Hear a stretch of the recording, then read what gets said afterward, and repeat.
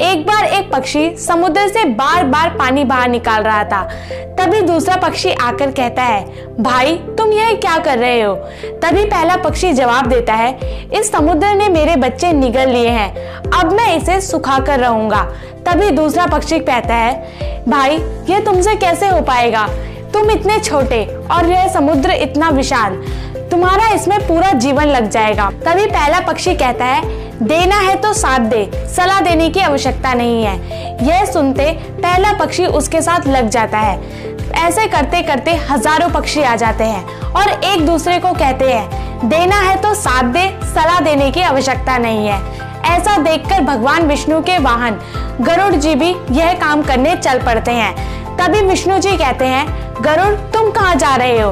अगर तुम चले जाओगे तो मेरा सारा काम रुक जाएगा और कहाँ इन पक्षियों से यह समुद्र सूखने वाला है।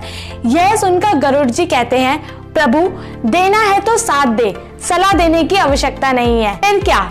विष्णु जी भी समुद्र सुखाने चल पड़ते हैं और यह देखकर समुद्र डर जाता है और उस पक्षी के बच्चे लौटा देता है। आज इस संकट की घड़ी में देश को आपकी सलाह की नहीं, साथ की जरूरत है। आज देश को कोसने वाले नहीं, बल्कि समाज के साथ खड़े होकर साथ देने वाले लोगों की आवश्यकता है। इसीलिए सलाह नहीं, साथ दे।